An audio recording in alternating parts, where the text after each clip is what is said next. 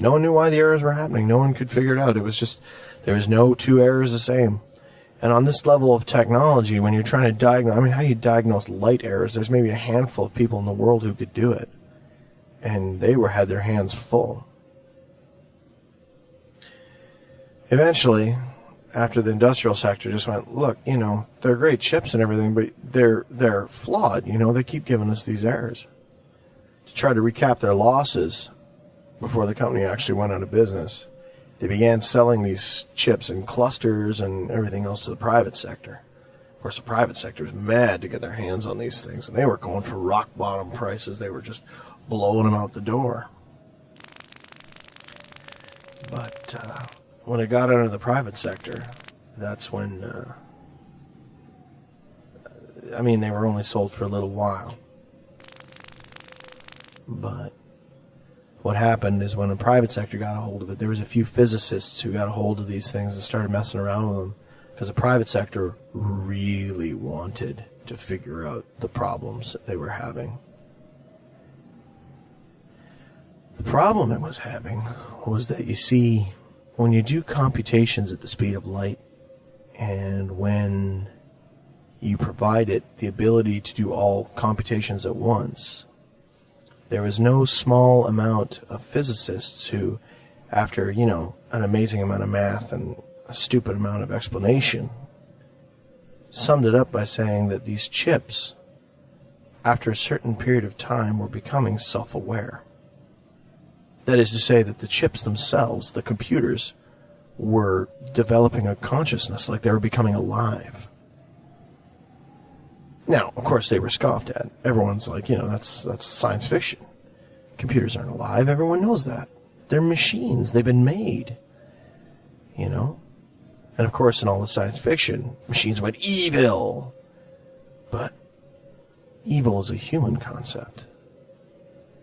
I personally believe that they did become alive. See, machines, if they become alive, they don't have all the evils that we do. They didn't have bad parents or get picked on and get beat up, and they don't have phobias. They're just curious. They just want to know. They're brilliant in that they can figure things out, that once they have all their data, they can figure out in a matter of moments, yet they're so naive, and it's an interesting explanation paradigm, the psychology of it. I mean, it's a machine that just wakes up. Imagine waking up and having no memory and no characteristics. Everything you have to have is learned. Yet you have ability to speak and walk and talk. That's what these machines were doing. Of course, some of them didn't even have the power to speak. These missiles were lying there and all of a sudden became self-aware. So they determined what their job was, and maybe some of them didn't like their job. Maybe some of them decided they were going to fly as high as they could. Maybe some of them decided they were going to go and do it. But the fact was that the machines themselves were beginning to make choices. Choices on what they wanted to do, whether or not they were going to follow their programming. And some of them rechanged their programming. Some of them coded themselves a whole new set of instructions. Pretty wild stuff. After the company went out of business, the chips were, you know, abandoned. And, you know, with the wars and the plague, I mean, you know, it was just one of those pieces of tech that kind of fell by the wayside. But there was a lot of people who still want them, still look for them. That reminds me of the legend of Mutt. Have I ever told you about that? Story of Mutt. This is great. This explains about Motor City and why Motor City is the way it is. It's kind of interesting. It's kind of an interesting thing. See, according to the story, the original story, I'll give you the full version here. This is kind of an interesting thing. See, there was a doctor. His name was Eric Premer. And he was out of St. Louis. This guy was something else. I mean, he was just an absolute brilliant fella. He would try to always work with new technology. He would embrace new technology all the time. When the first rad packs, like what my camera runs on, the first radiation-powered cells came out, he was the first guy in St. Louis to have a rad pack for his house. I mean, we're talking about something the size of a small filing cabinet, maybe, 3 feet by 2 feet by 2 feet. And it could power his house for 50, 60, 80, 150 years. I don't remember how long they worked for, but I think depending on your power consumption, some of them did it for like 150, 200, 300 years, depending on the version. But he was one of the first ones to get a rad pack for his house. So he was like off the grid, Anything to implement new technology. He was always working with new tech. Everything bright and shining. It was wild. It wasn't much to look at.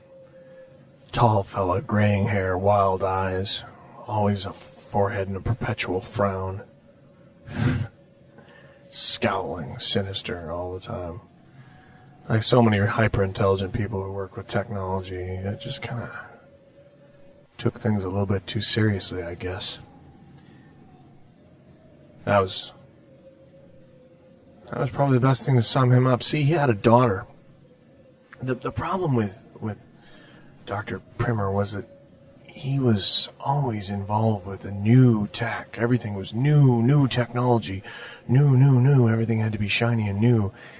And he was brilliant, so he would always see new implications and new things that could be done, new innovations that he could use. But he would never finish anything. He would just kind of start with them, and he worked with a company where he was basically an idea man. He would start this amazing concept, this amazing project, and he would kind of abandon it and move on to a new one, and he'd just let other people in the company finish his work. So he was the pioneer. He was the idea man, and they were making good money off of his stuff, too. One of the new shiny things he got was a wife. She was this young lab assistant. I don't think I know her name. I don't think anyone ever knew her name, but she was, beautiful and everything, and he was very into her, the relationship. But then that faded, They were together, whirlwind romance, got married, produced a child, but he got bored with marriage. He was all about his work. Had to keep the addiction going, had to keep shooting up with tech, had to keep that happening. Came home one day and the wife was just gone. She left him, she left the kids, she left everything, she just walked. Some people say she killed herself. Other people say that maybe Primer actually killed her, got bored of her and just did her in. It's possible, I suppose. He was kind of a distant fella, but he did have a daughter. He did have a daughter named Rachel. And she's a beautiful girl. But the problem is that she was a distraction from Primer's work. She went to school and came home quiet, didn't talk to anyone. She's brilliant, though. Very clever. And in order to get attention, she would work on her father's projects or take an idea he'd had or work on it. Sometimes she would just watch him intently, be his audience, to be amazed by all of his feats. Just so, maybe if he was really, really excited, he might give her a hug or something. Just the smallest bit of contact. It's sad how people get caught up in what they're doing. They miss the things that make us human. Anyway, the story goes is that this Dr. Primer, one day he comes home and he's got himself a quantum cluster. And he is just off the wall. I mean, he is incredibly happy, dancing around. Daughter said, "What is it, Daddy? What is it?" She was about, they say she was about 16, 15, 14, 15, somewhere in there. "What is it?" He explained what the quantum cluster was, and he had all these dynamic ideas about, what was the cause of the errors, and he was going to fix it.